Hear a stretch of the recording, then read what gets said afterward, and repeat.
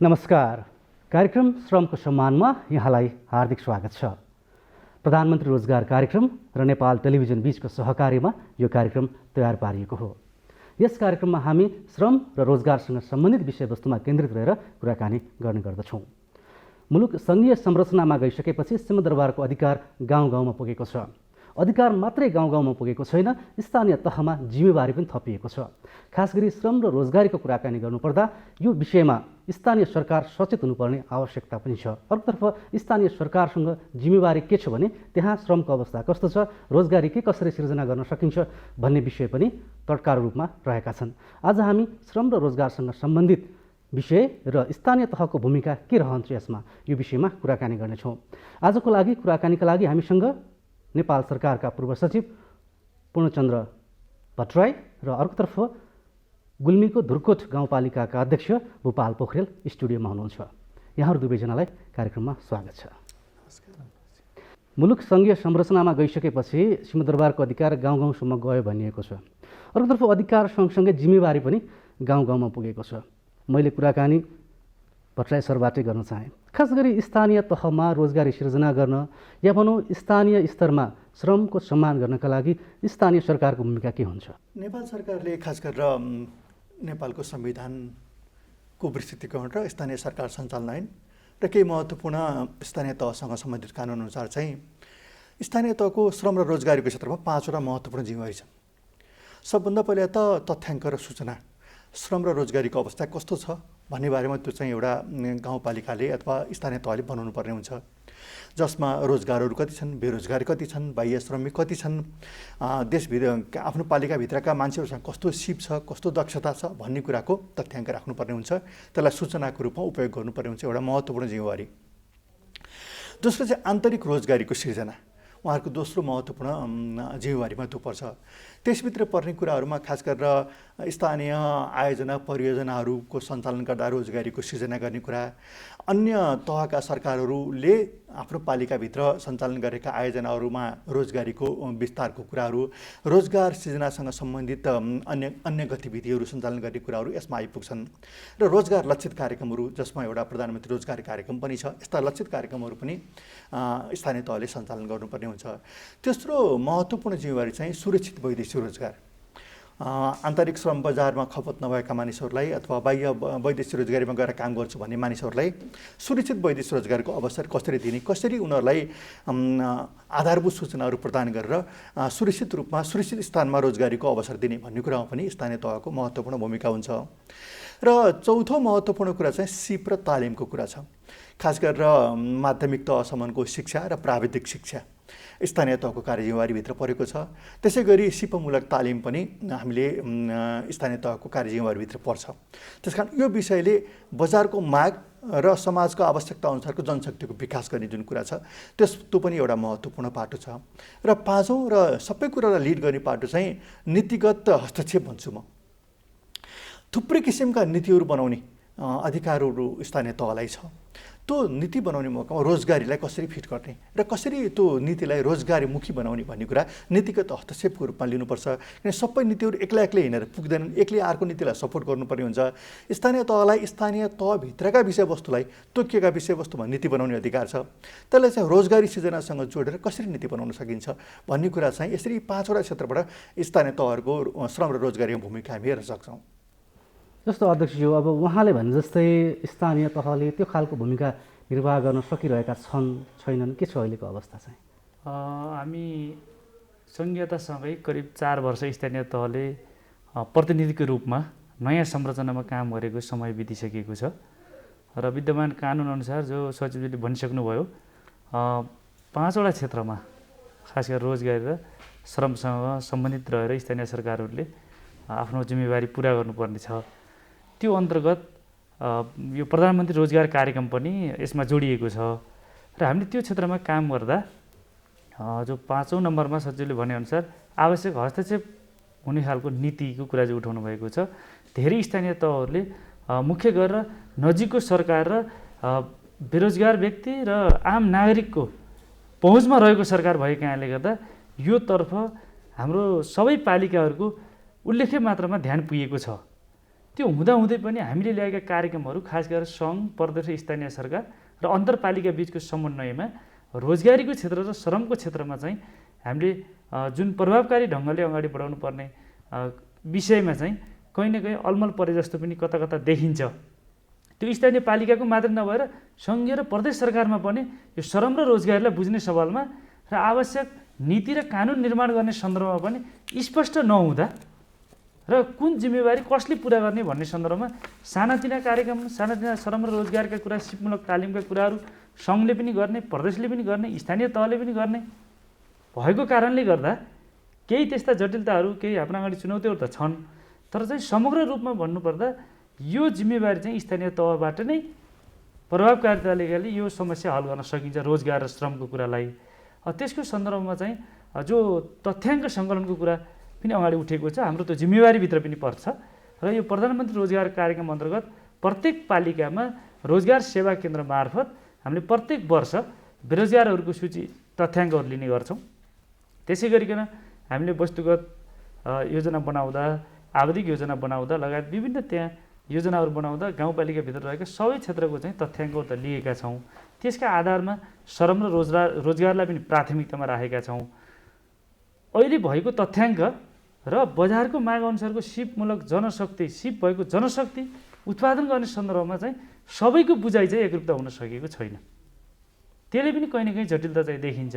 बजारको माग एउटा छ, सिप सिक्ने व्यक्ति खास गरेर बेरोजगार व्यक्तिहरूको माग अर्को छ। स्थानीय पालिका, प्रदेश र सङ्घले पनि बजारको माग अनुसारको सिपमूलक जनशक्ति उत्पादन गर्ने सन्दर्भमा चाहिँ स्पष्ट कार्यदिशा नहुँदा चाहिँ बजारको माग अनुसारको जनशक्ति हामीले चाहिँ अहिले पुर्याउन सकिरहेका छैनौँ। हामीले पनि हाम्रो पालिकाभित्र हुने थुप्रै निर्माण मजदुरहरू, सिपमूलक मजदुरहरू चाहिँ बाहिर छिमेकी मुलुकबाट आइरहेका छन्। यो देशैभरिको समस्या हो। त्यसले गर्दाखेरि चाहिँ यति हुँदाहुँदै पनि हामीले चाहिँ स्थानीय पालिकाको तर्फबाट सञ्चालन हुने विभिन्न रोजगारमूलक कार्यक्रमहरू कार्यान्वयन गर्ने सन्दर्भमा चाहिँ स्थानीय तहहरू लागिरहेका छन्। त्यसका नतिजाहरू पनि देखिँदैछन्। पछिल्लो चरणमा चाहिँ खास गरेर स्वरोजगारतर्फ सिपमूलक तालिम, मेसिन, प्रविधि लगायतका विभिन्न सहुलियतपूर्ण कर्जा लगायतका कुराहरूले चाहिँ बेरोजगारलाई रोजगारी बनाउने, रोजगारी सिर्जना गर्ने, स्वरोजगार बनाउनेतर्फ चाहिँ हामी लागिरहेका छौँ। त्यसका लागि चाहिँ आवश्यक नीति, कार्यक्रम, कानुन पनि निर्माण गरेर चाहिँ अगाडि बढिरहेका छौँ। अध्यक्षज्यूले भने जस्तै हाम्रो त्यो श्रम नीतिमा अथवा कुनै प्रदेश सरकार अथवा स्थानीय तह त्यो नीतिगत रूपमा नीति निर्माण गर्दै गर्दाखेरि पनि त्यस्तो समस्या हो। संविधानले स्थानीय तहको कार्यदायरा तोकिदिएको छ। त्यसलाई अझ प्रष्ट स्थानीय सरकार सञ्चालनले गरेको छ। त्यो दायराभित्र बसेर काम गर्नलाई चाहिँ अब अरूको मुख ताक्नुपर्ने विषयवस्तु जस्तो मलाई लाग्दैन। केही दुविधा भएका विषयहरू छन्, साझा अधिकारका विषय, त्यस्ता विषयमा चाहिँ अलिकति छलफल अझै पनि बाँकी हुन आवश्यक छ। तर अब एकछिन मान्नुहोस् न, अघि मैले भनेको थिएँ 5वटा कुरा, त्यो काम गर्न केही पनि बाधा छैन। मलाई के लाग्छ भने खास गरी स्थानीय तहले आफूलाई तोकेको कानुनले तोकेको कामहरू चाहिँ कटिबद्ध रूपमा काम अगाडि बढाइदिनुपर्ने एउटा काम गर्नुपर्ने छ रोजगारको क्षेत्रमा। अर्को चाहिँ श्रम तथा रोजगार नीति अब स्थानीय स्तरमा बनाउनु पर्ने। मैले भने मल्टी सेक्टरसँग जोडिएको छ श्रम भन्ने चिज, एउटा मात्रै कुरा होइन। त्यसले गर्दा कसरी हामी श्रममूलक प्रविधिहरू, श्रमलाई कसरी अगाडि बढाउन सकिन्छ भने त्यस्ता किसिमका नीतिहरू बनाउने कुरा र रोजगारका तुलनात्मक सम्भाव्य क्षेत्रहरू, यो गाउँपालिका पछि अथवा नगरपालिका पछि फरक हुनसक्छ। कहीँ ऊर्जा क्षेत्र हुनसक्छ, रोजगारीको क्षेत्र, कहीँ स्थानीय पूर्वाधार निर्माणको काम हुनसक्छ, कहीँ पर्यटन होमस्टेदेखि लिएर पर्यटनको क्षेत्र हुनसक्छ, कहीँ कृषिसँग जोडिएका विषयवस्तुहरू हुनसक्छन्। मेरो कहाँ हो त सम्भाव्यता? त्यो सम्भाव्यताको पहिचान गर्नु पऱ्यो। त्यो सम्भाव्यतामा पहिचान गर्न हामीले भने के भने थोरै पैसाबाट, थोरै लगानीबाट धेरैलाई लाभ दिन हामी सक्छौँ र त्यसको रिजल्ट पनि राम्रो आउनसक्छ। त्यो एउटा महत्त्वपूर्ण काममा हामीले हात हाल्नुपर्छ। र अघि अलिकति सङ्केत पनि गर्नुभयो अध्यक्षले, वास्तवमा प्राविधिक शिक्षा अहिले एकदमै महत्त्वपूर्ण पाटो हो र यो स्थानीय तहको जिम्मेवारीभित्र पर्छ। नेपाल सरकारले प्रत्येक पालिकामा एउटा विद्यालय स्थापनाको लागि सहयोग पनि गरेको छ। अब कानुन बमोजिम त स्थानीय तहको पूर्ण अधिकार क्षेत्रको विषय, यसमा कसैको केही आवश्यक पनि छैन। त्यसले गर्दा यो प्राविधिक शिक्षा हामी त्यो देखिरहेका छौँ भने शिक्षा भनेको के हो त भन्दा यो आइए, बिए, एसएलसी जस्तो बुझेका छौँ कि हामीले, जसको भोलि यत्तिकै पढ्दा पढ्दै कुनै रिजल्टहरू निकाल्न हामीलाई गाह्रो छ। त्यस कारण प्राविधिक शिक्षा चाहिँ अहिले एकदमै बल गर्नुपर्ने विषयको रूपमा देखिएको छ। यसमा उहाँले अलिकति ध्यान दिनुपर्छ। अनि अर्को एउटा महत्त्वपूर्ण कुरा चाहिँ रोजगार लक्षित कार्यक्रमको प्रभावकारी कार्यान्वयन गर्नु पर्यो। अघि पनि प्रसङ्ग आयो प्रधानमन्त्री रोजगार कार्यक्रमको 753 पालिकाले पनि चलाएका छैनन्। किन चलाएका छैनन्? किन चलाउन सकेनन्? कहाँनिर अप्ठ्यारो परेको छ? अब यो चाहिँ सङ्घीय सरकारको जिम्मेवारीभित्र आयो। अप्ठ्यारो फुकाइदिनुपर्ने कामहरू कि उहाँहरूको क्षमता नपुगेको क्षमता बढाइदिनु पर्ने भयो। कानुनको कन्फ्युजन छ भने कानुनको कन्फ्युजन हटाइदिनु पर्ने भयो। समयमा रकमहरू नपुगेको अथवा अरू कुनै कारणले अप्ठ्यारो परेको छ भने त हटाइदिनु पर्यो। तर चर्चा ज्यादै धेरै पैसा र प्रणाली चाहिँ ज्यादै कमजोर भयो भने हामी यस्ता कामहरू सफल बनाउन सक्दैनौँ। र आखिरमा अन्तिम कुरा चाहिँ खास गरेर स्थानीय सरकार जुन जनताको नजिकको सरकार भनेर हामी घर दैलोको सरकार पनि भन्छौँ, श्रमको सम्मान गर्ने प्रवृत्ति चाहिँ बढाउनु पर्ने भयो। त्यही काम गाउँघरमा गर्न लाज मान्ने भयौँ हामी, त्यही काम अन्यत्र गएर गर्न सुखले गर्ने भयौँ, खुसीले गर्ने भयौँ, विदेश गएर आएको भन्ने भयौँ। त्यस कारण श्रमको सम्मानको संस्कारमा पनि अहिले खास गरेर स्थानीय तह जसले केही कामहरू गर्न सक्छ त्यसमा अगाडि बढ्न सक्ने मैले देखाएको छु। म यही प्रसङ्गबाट तपाईँसँग जान चाहेँ, श्रमको सम्मान गर्नका लागि हामी स्थानीय तहहरूले के गर्दछौँ त? श्रमको सम्मानका लागि पहिलो कुरा त उचित ज्याला र श्रमिकहरूको चाहिँ सुरक्षाको कुरा, खास गरेर श्रमिकलाई शिक्षा, स्वास्थ्य, बिमा लगायतका क्षेत्रहरूमा चाहिँ हाम्रा श्रमिकहरूलाई चाहिँ ग्यारेन्टी हुने र भविष्य चाहिँ मैले आफूले गरेको श्रमबाट चाहिँ मेरो भविष्य र मेरो परिवारको भविष्य छ भन्ने कुरा त्यो सुनिश्चित चाहिँ हामीले बनाउनुपर्छ। त्यसका लागि उनीहरूको सिपको सम्मान गर्ने कुरा र विभिन्न खाले चेतनामूलक कार्यक्रमहरू श्रमिकसँग चाहिँ जोडिएर चाहिँ गर्नुपर्छ, जसले आफ्नो सिपबाट उसले भविष्य देखोस्। त्यसका लागि चाहिँ स्थानीय सरकारले विशेष चाहिँ जोड दिनुपर्छ। त्यसमा चाहिँ अन्तर सरकार बिच पनि समन्वयको चाहिँ खाँचो छ भने अर्कोतर्फ स्थानीय सरले भने जस्तो स्थानीय सरकारको प्रमुख जिम्मेवारी त छ, तर हामीले सिपमूलक तालिम दिएर बेरोजगारलाई चाहिँ स्वरोजगार बनाउने अथवा श्रम बजारमा पठाउनका लागि त्यसका लागि आवश्यक जनशक्तिको अभाव छ। कुनै स्थानीय पालिकाले बजारको माग अनुसार तपाईँलाई अहिले मैले एउटै मात्रै भनौँ, अहिले धेरै काम चाहिँ निर्माणका कामहरू प्रविधि मार्फत हुन्छ। त्यो प्रविधिको ट्रेनिङ चलाउँ, त्यहाँ चाहिँ बेरोजगार युवाहरूको चाहिँ माग त्यो छ, तर तिनलाई तालिम चलाउनु चाहिँ मलाई लाग्छ धेरै गाउँपालिका अथवा नगरपालिकाहरूले पनि आफै त्यो सम्भव देखिँदैन।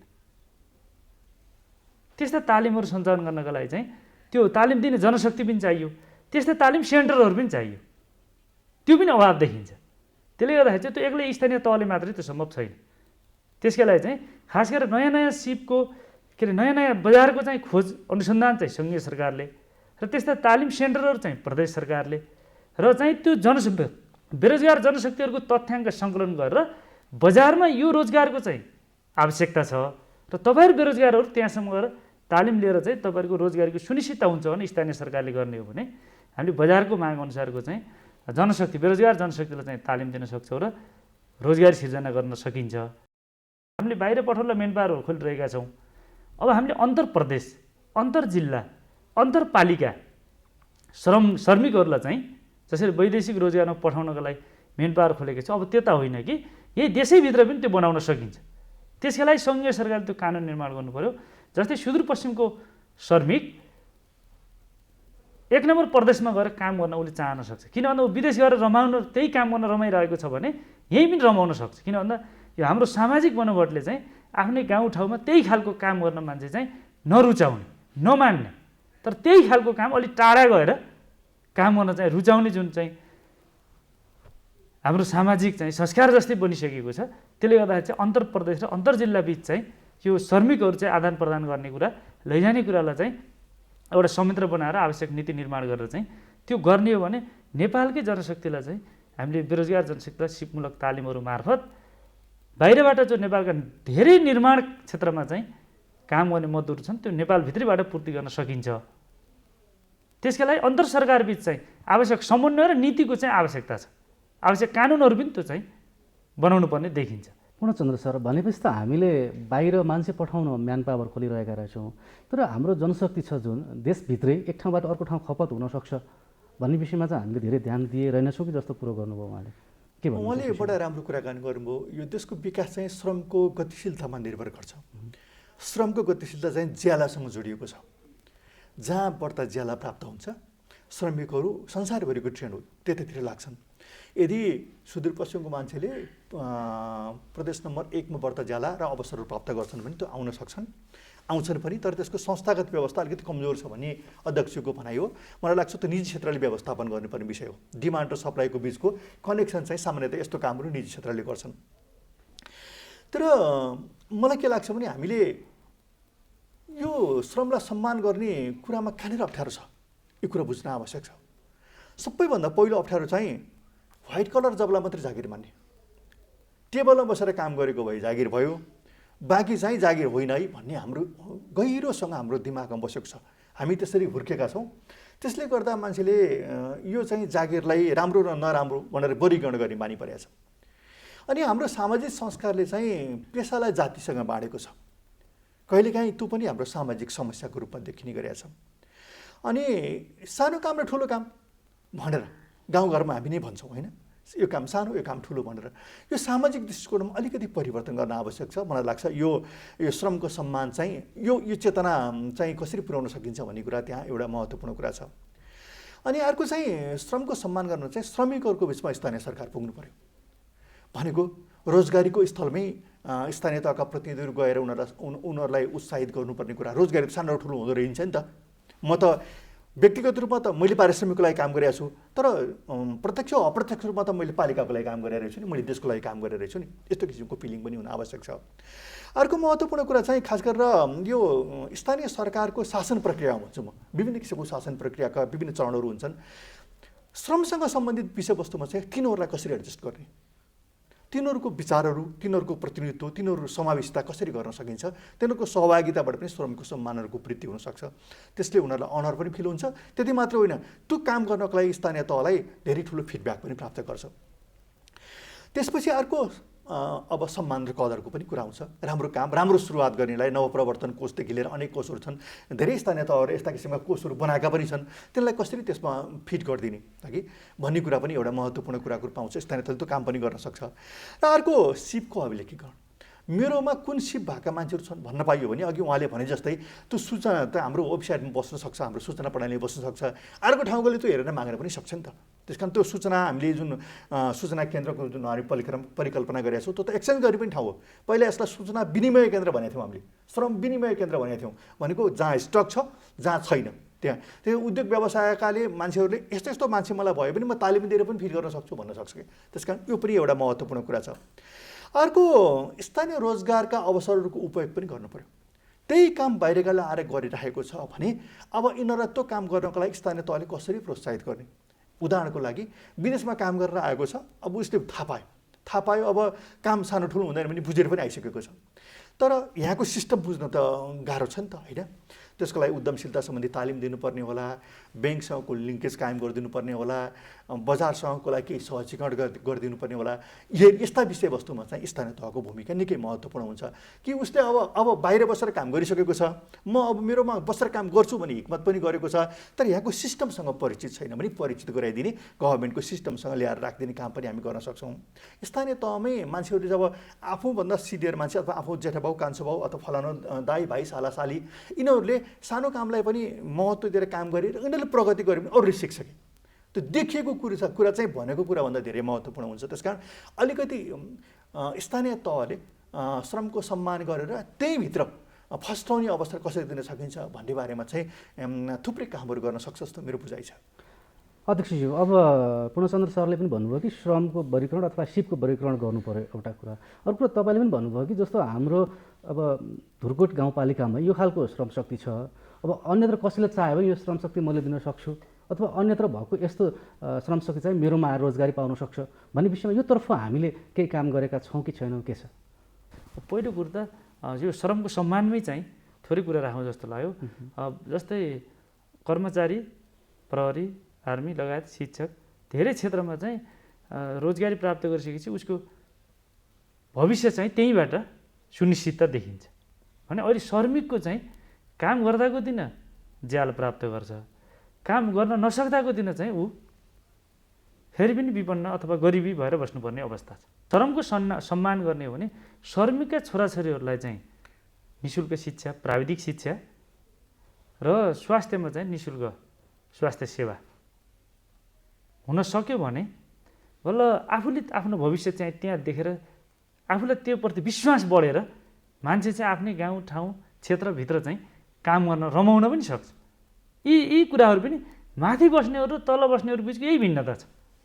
हामीले देख्छौँ आज एउटा कर्मचारी निजामती कर्मचारीको छोराले अथवा निजामती कर्मचारी बिरामी हुँदा उपचार गर्ने हस्पिटल छ, सेनामा काम गर्दा सेनाको अस्पताल छ, तर मजदुरले काम गर्ने ठाउँमा चाहिँ कुनै पनि त्यस्तो चाहिँ छुट्टै हाम्रो न संस्थागत संरचना छ, ग्रामीण क्षेत्रमा रहेका मजदुरहरूलाई अझै पनि चाहिँ समेट्न सक्दैन। त्यसले गर्दाखेरि चाहिँ मैले फेरि पनि के भन्छु भने श्रमिकहरूले आफ्नो भविष्य आफ्नो श्रमबाट आफूले काम गरेकोबाट सुनिश्चित देखिनु पर्यो। अब जो स्थानीय पालिकाको कुरा तपाईँले जो उठाउनु भएको छ, हामीले चाहिँ त्योतर्फ आवश्यक नीति, जनशक्तिको परिचालन, स्रोतको चाहिँ व्यवस्थापन गर्ने सन्दर्भमा चाहिँ हामी लागिरहेका छौँ। जसले दैनिक रूपमा मजदुरी गर्नुपर्छ उनीहरूको लागि खै त भविष्यको सुनिश्चितता भन्ने प्रसङ्ग आयो। भन्नुहोस् न, हामीले कार्य केही परिवर्तन गर्नुपर्ने अथवा यस खालका योजना पनि ल्याउनु पर्ने आवश्यकता के देख्नुहुन्छ? सरकारले नीति नबनाएको होइन, अहिलेको ढाँचामा त्यो नीतिको व्यवस्था छ। तर अब कस्तो छ, तपाईँको पनि 5 दिन काम गर्छ, 10 दिन काम पाउँदैन, फेरि 15 दिनमा काम आइपुग्छ होइन। यस्तो मान्छेहरूलाई कसरी अलि वस्तुपरक ढङ्गले लिएर आउने, फेरि त्यो अनौपचारिक क्षेत्रको कामको कहीँ हरिसाब पनि हुँदैन। त्यस कारण यो अर्थतन्त्रलाई औपचारिकरण सँगसँगै यो कुराहरू जोडिँदै जाने कुरा रहेछ। अहिले चाहिँ अन्य सामाजिक सुरक्षाको कार्यक्रमहरूले सम्बोधन गर्दै पनि जानुपर्ने आवश्यकता छ होइन। खास गरेर निःशुल्क शिक्षा, निःशुल्क स्वास्थ्य, जुन आधारभूत शिक्षा, आधारभूत स्वास्थ्यहरू नेपाल सरकारको तर्फबाट निःशुल्क भएको छ, त्यस्तै अरू थुप्रै कार्यक्रमहरू लिएर आउनुपर्ने हुनसक्छ। तर अन्ततोगत चाहिँ यो जति हाम्रो अर्थतन्त्रले औपचारिकरण प्राप्त गर्छ, औपचारिक क्षेत्रमा रोजगारीको गणना सुरु हुन थाल्छ, त्यसपछि उहाँहरू स्वाभाविक रूपमै आइपुग्नेछ। तर अहिलेको व्यवस्थामा अनौपचारिक क्षेत्रलाई पनि लान नसक्ने व्यवस्था छ। तर त्यसको लागि त निश्चित पैसा जम्मा गर्नुपर्ने हुन्छ होइन। 5 दिन काम गरेको छ भने 5 दिनको जम्मा गर्छ, फेरि 10 दिन जम्मा गर्दैन, फेरि 15 दिन जम्मा गर्छ। यसमा चाहिँ अलिकति उहाँहरूले अभ्यास गर्दै हुनुहुन्छ। सरकारको तर्फबाट यसको चाहिँ बाटो नखोलेको होइन, अभ्यासको काममा चाहिँ भइराखेको छ। हामी अन्त्यमा छौँ। छोटोमा श्रम र श्रमप्रतिको जुन सम्मान गर्नुपर्ने या भनौँ सामाजिक दृष्टिकोणबाट हेर्नु, राम्रो तरिकाले हेर्नुपर्ने, विकास गर्नुपर्ने धेरै आवश्यकता देखिन्छ। तपाईँ के भन्नुहुन्छ? यहाँ श्रमको मात्रै कुरा छैन, मर्यादित श्रमको पनि कुरा छ। भनेको रोजगारीको अवसर वृद्धि गर्ने, त्यो वृद्धि भएको अवसरहरूमा अथवा रोजगारीमा चाहिँ सबैको समान पहुँच कायम गर्ने एउटा महत्त्वपूर्ण कुरा छ। बाल श्रमको निवारणसँग सम्बन्धित कुरा छ। निकृष्ट प्रकृतिका बाल श्रमहरूको न्यूनीकरण अथवा निवारण गर्नुपर्ने कुरा छ। त्यसपछि अब यस्तै खालका अरू कार्यक्रममा श्रमको शोषणको अन्त्यको कुरा छ, जसमा पनि स्थानीय तहलाई अधिकार दिएको छ। 2टा महत्त्वपूर्ण अधिकारहरू छ स्थानीय तहलाई। एउटा स्थानीय ज्यालाको दर तोक्न पाउनुहुन्छ उहाँहरूले। अर्को चाहिँ यदि यो ज्याला कसैले दिएन, ज्याला मजुरी कसैले दिएन भने त्यसको न्यायिक समितिले मुद्दा हेर्न पाउने अधिकार छ। यो पनि श्रमको सम्मानसँग जोडिएको अथवा मर्यादित श्रमसँग कहीँ न कहीँ जोडिएको विषय छ। अनि अर्को चाहिँ समान कामको लागि समान पारिश्रमिक, यो अर्को एउटा इम्पोर्टेन्ट कुरा छ, जसले वास्तवमा खास गरेर अहिले महिलाको श्रमको जुन ज्याला छ त्यसलाई चाहिँ अलि राम्रो गर्न सक्छ कि भन्ने हामीहरूको अनुमान छ। त्यसपछि श्रमिकलाई आफ्नो हितमा बोल्ने र सङ्गठित हुने कुराहरू, उहाँहरूले बोल्ने र सङ्गठित हुने कुराहरू आउँछ नि त। उहाँहरूको कसरी उहाँहरूको हित अभिवृद्धि हुनसक्छ त भन्ने कुराको बारेमा विभिन्न फोरमहरूमा उहाँले स्पेस पाउनुभयो भने उहाँहरूको हितको बारेमा हामी कुराकानी गर्न सक्छौँ। र जब श्रम सम्मानित हुन्छ, बिस्तारै श्रमले औपचारिकरण पनि प्राप्त गर्छ।